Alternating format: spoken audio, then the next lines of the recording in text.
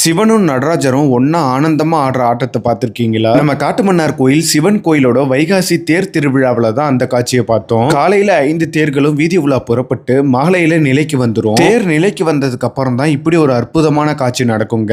கோயிலிருந்து நடராஜரும் சிவகாமி தேவியும் புறப்பட்டு தேர் நிலைக்கு வருவாங்க.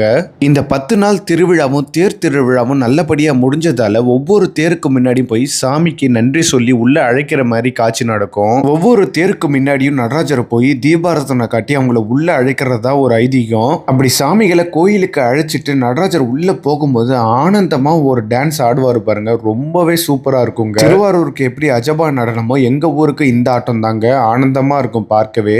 நம்ம கோயில நடராஜர் வருஷத்துக்கு ஒரு முறை, அதாவது இந்த ஒரு நாள் மட்டும்தான் கோயிலோட ராஜகோபுரத்தை தாண்டி வெளில வருவாரு. நடராஜர் கோயிலுக்குள்ள போன பிறகு ஒவ்வொரு சாமியும் கோயிலுக்கு வருவாங்க. அப்ப சிவன் வருவாரு பாருங்க, அவர் ஆட வேண்டாமாங்க ஆட்டத்தை. சிவனையும் அம்பாலையும் ஒரு சேர இந்த அலங்காரத்துல பார்க்கவே அவ்வளவு அழகா இருந்தது. இந்த காட்சியை நான் மட்டும் இல்ல, நூத்துக்கணக்கான மக்களும் பார்த்தாங்க. இந்த ஆட்டத்தை சாமியை தூக்குறவங்க இவங்க பரம்பரையா செய்யறாங்க. அவங்களுக்கு இந்த நேரத்துல நம்ம நன்றியை தெரிவிச்சுக்கணும். ரொம்பவே சூப்பரா இருந்தது இந்த காட்சி.